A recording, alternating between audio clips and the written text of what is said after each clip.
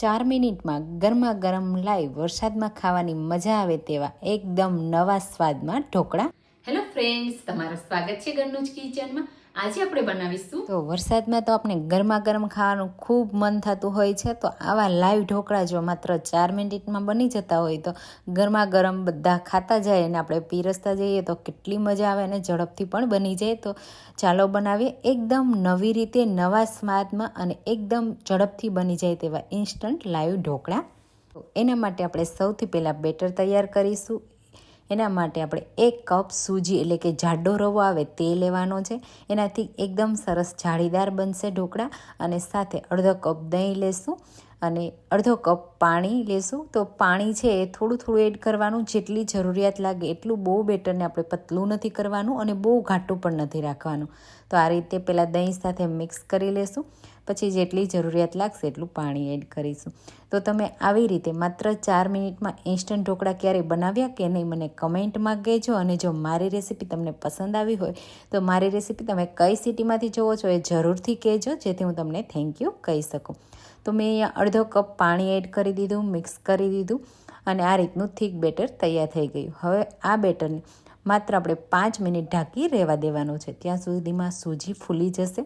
હવે એકદમ નવા સ્વાદમાં ઢોકળા બનાવવા માટે આપણે 1 કપ મકાઈના દાણા લેશું અને સાથે તીખાશ માટે 2 તીખી લીલી મરચી, 1 ટુકડો આદુનો એડ કરી પાણી એડ કર્યા વગર એકદમ ફાઇન મકાઈની પેસ્ટ તૈયાર કરી લેવાની.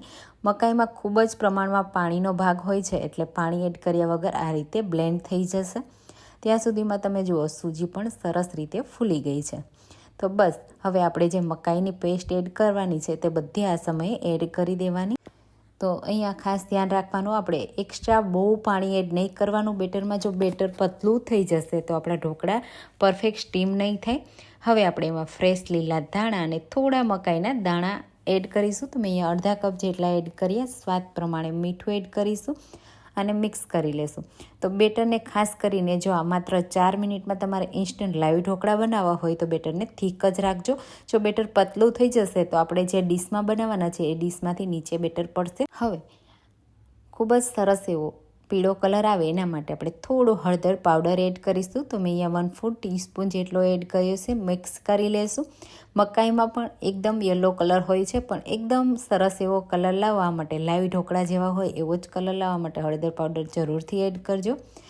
મિક્સ કરી લેશું અને હવે એકદમ સરસ ખાટા મીઠા ઢોકળા બને.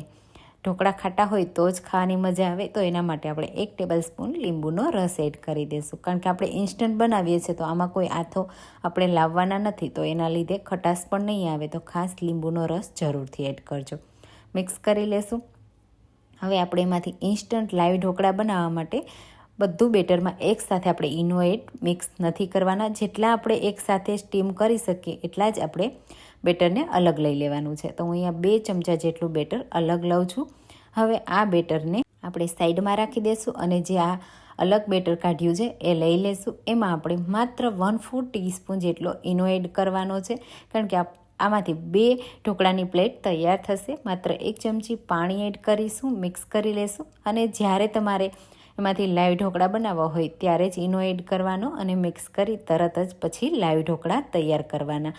ઈનો એડ કરતાં પહેલાં જ ખાસ તમારે પાણી પણ ગરમ મૂકી દેવાનું. તો આ રીતે કોઈ પણ તપેલીમાં પાણી ગરમ મૂકી દેવાનું. પાણી ગરમ થઈ જાય પછી આ રીતની કાણાવાળી ડીશ લેવાની. ડીશને થોડી તેલથી ગ્રીસ કરી લેવાની. પછી તરત જ આ રીતે ચમચાની મદદથી બેટરને એડ કરવાનું. બેટરને આપણે સ્પ્રેડ નથી કરવાનું, માત્ર એડ કરવાનું છે.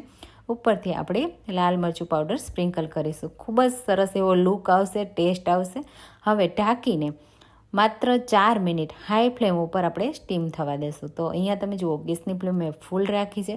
4 જ મિનિટમાં આ ઢોકળા એકદમ ફૂલીને જાળીદાર અને ટેસ્ટી તૈયાર થઈ જશે. તો આ રીતે આપણે ચેક કરી લેશું. એકદમ સરસ રીતે નાઇફ ક્લીન આવે છે. બસ હવે આ પ્લેટને કાઢી લેશું અને બીજી પ્લેટ આપણે રાખી દઈશું. એને પણ આપણે તેલથી ગ્રીસ કરી લેવાની અને તરત જ આપણે બેટરને એડ કરી દેવાનું. તો અહીંયા મેં 2 પ્લેટ માટેનું જ બેટર તૈયાર કર્યું હતું. તમારે જેટલું જરૂર લાગે એટલું બેટર ઈનો સાથે મિક્સ કરતું જવાનું અને તૈયાર કરતું જવાનું. તો આ રીતે આપણે ફરીથી 4 મિનિટ માટે કૂક કરી લેવાનું. તો 4 જ મિનિટમાં આપણા ઢોકળા તૈયાર થઈ ગયા. ફરીથી ચેક કરી લઈશું અને પ્લેટને નીચે ઉતારી હલકી ઠંડી થવા દઈશું. ત્યાં સુધીમાં આપણે એક સ્પેશિયલ વઘાર પણ તૈયાર કરીશું. એના માટે વઘારિયામાં 1 ટેબલ સ્પૂન તેલ એડ કરીશું. તેલ ગરમ થાય એટલે 1 ચમચી રાઈ, 1 ચમચી જીરું એડ કરીશું.